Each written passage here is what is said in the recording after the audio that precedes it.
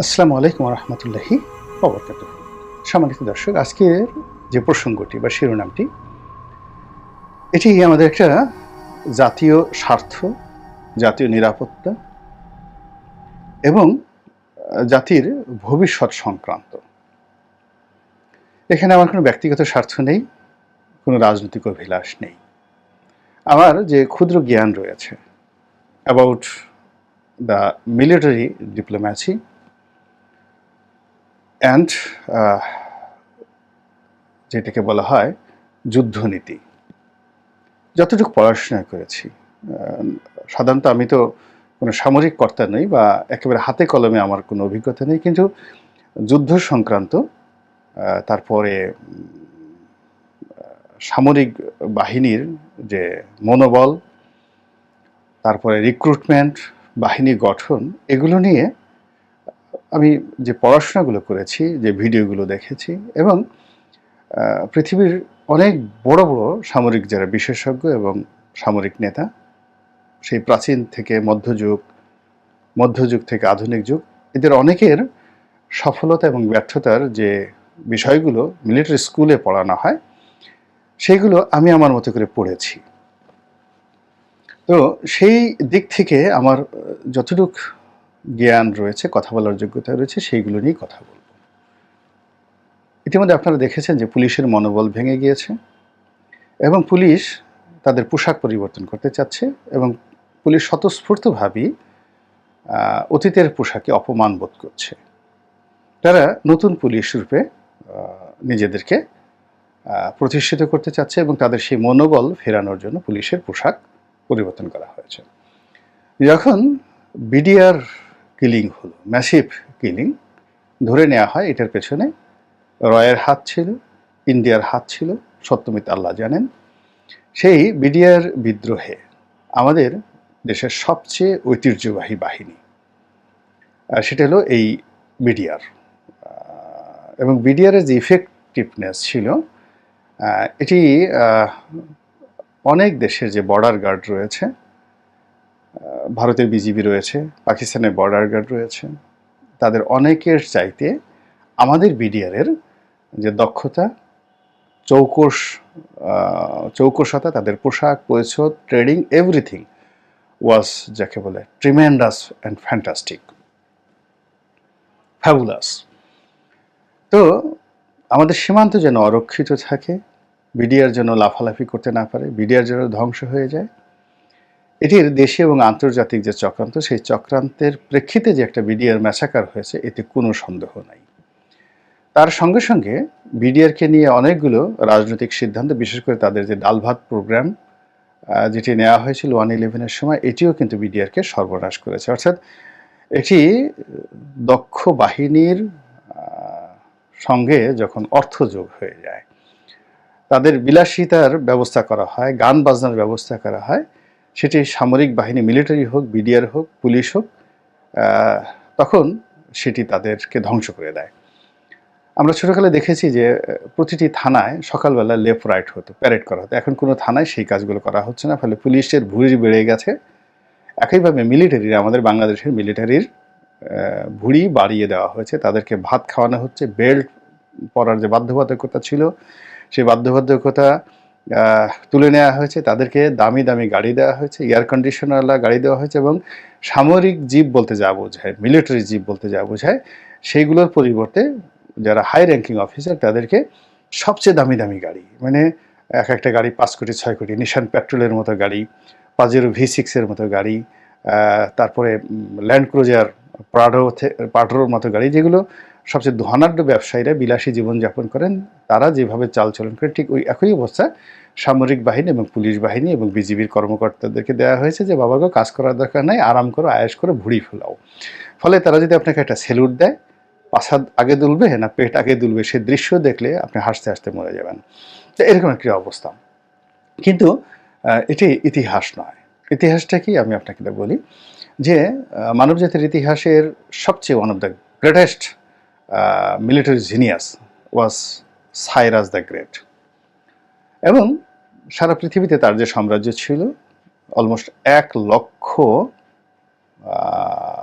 বর্গ, 1 লক্ষ 1 লক্ষ কোটি বর্গ কিলোমিটার আয়তনের এত বড় সাম্রাজ্য। এখন ভারত ধরেন 32 লাখ বর্গ কিলোমিটার। তো 1 লক্ষ কোটি যে আমার মানে এটা মানে ভুল হয়ে গেল। জাস্ট আমি এখন বলি, এখন চীনের যে আয়তন বা ভারতের যে আয়তন, এই আয়তনের 4 গুণ ছিল মানে সাইরাস দ্য গ্রেটের যে সাম্রাজ্য, সেই সাম্রাজ্যের আয়তন মানে রাশিয়ার দ্বিগুণের মতো। তো সেই রাষ্ট্রের যিনি সম্রাট, তিনি আজকের যে তুরস্ক, সেই তুরস্কের একটা বিরাট অংশ তিনি দখল করলেন এবং একটা যোদ্ধা জাতি, 100 বছরের পুরনো একটা যোদ্ধা জাতিকে কিছুতেই তিনি দমন করতে পারছিলেন না। তো বারবার তিনি যুদ্ধ করেন, সৈন্য ক্ষয় হয়। তো তিনি সামরিক যারা এক্সপার্ট তাদের কাছে জিজ্ঞাসা করলেন যে এদেরকে কিভাবে দমন করা যায়, যুদ্ধ করে তো এদের সাথে পারা যাচ্ছে না। তখন বলা হলো যে এক কাজ করেন, বিভিন্ন জায়গাতে বড় বড় মদের ড্রাম রেখে দেন, যারা যুদ্ধ করে তাদেরকে খাবার দাবার, মুরগি, মাছ, মাংস এগুলো সব সেখানে ফেলে রাখেন। তারপর রেশমি কাপড়, তারপরে জুতো, তখন সামরিক বাহিনীর লোকজন জুতো পরতো না, খ্রিস্টের জন্মের 600 বছর আগে। ভালো আরামদায়ক জুতো এবং দোতারা বাদ্যযন্ত্র রেখে যান এবং অপেক্ষা করেন 6 মাস।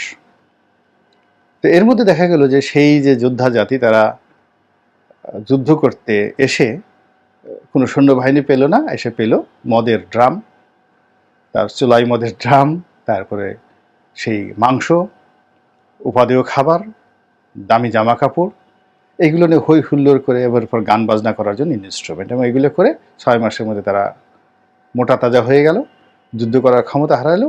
আর সাইরাস 6 মাস পরে এসে আক্রমণ করে পুরো এলাকাটা দখল করে ফেললেন। হিরোডোটাসের যে বই হিস্ট্রিয়া, দ্য হিস্ট্রিয়া, এখানে এই কাহিনীটি বর্ণনা করা আছে। তা আমাদের পুলিশ বাহিনী, মিলিটারি, আনসার, এই কর্মকর্তাদেরকে এভাবেই কিন্তু বিভিন্ন সময় ধ্বংস করা হয়েছে। কিন্তু বিডিআর ম্যাসাকারের আগে এবং এই ডাল ভাত প্রোগ্রামের আগে এই ধরনের জিনিস সেনাবাহিনীতে কল্পনা করা যেত না, আর বিজিবিতে কল্পনা করা যেত না। তো বিজেপির সাথে যেহেতু সীমান্ত জড়িত, কাজেই এই বিজিবির যে পূর্বপুরুষ বিডিআর, তাদের সেই ইফেক্টিভনেসটা ভারতের জন্য খুবই ডেঞ্জারাস ছিল। যাই হোক, পরবর্তীতে বিজিবির যে আকার পরিবর্তন হয়, পোশাক পরিবর্তন হয়, এমনকি নামটা পরিবর্তন হয়, এবং যখন এটা মিউটিনি হয় তখন এই নামটা পরিবর্তন করে দিতে হয়, এবং সেটি নিয়ে বিজিবি পুনর্গঠিত হয়েছে। এবং গত সেই ঘটনার পর থেকে 2010 সন থেকে আজ অবধি বিজিবি কেবলই মাত্র সরকারের একটা পেটোয়া বাহিনী হিসাবে ইলেকশন র্যাগিং করেছে, খাওয়া দাওয়া করেছে, আর ক্যান্টনমেন্টগুলোতে আর তাদের যে সেনা ছাউনিগুলো রয়েছে সেখানে বসে গান বাজনা করেছে, কিন্তু বন্দুক উঠিয়ে কোনোদিন ভারতের সাথে ওইভাবে ফাইট করেছে 2-1টা ঘটনা ছাড়া আমরা এইভাবে জানি না।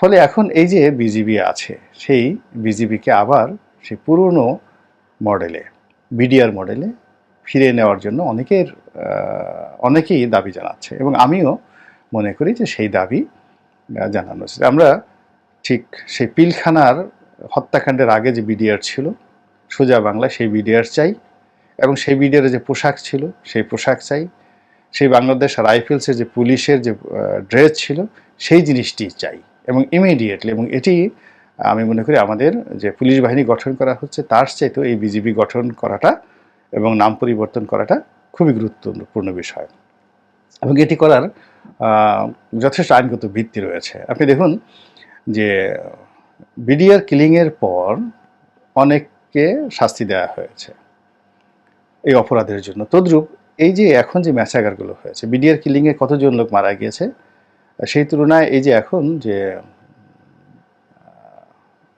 গণ অভ্যুত্থানের আগে যে গণহত্যা হয়েছে, সেই গণহত্যার সঙ্গে পুলিশের অনেক কর্তা জড়িত, কনস্টেবল জড়িত, তদ্রূপ বিজিবির অনেক যাকে বলা হয় কর্মকর্তা এবং জওয়ান জড়িত। তো কাজেই এরকম একটি অভ্যুত্থানের পর সাংগতিক কারণে বিজিবিকে পুনর্গঠন করার একেবারে যাকে বলা হয় যেটি একটা আইনগত বাধ্যবাধকতা, এটাও একটা গণঅভ্যুত্থানের পর একটা নতুন নাম দিয়ে সেখানে ফিরে যাওয়ার জন্য এই বর্তমান সরকারের একটা বিরাট সুযোগ তৈরি হয়েছে।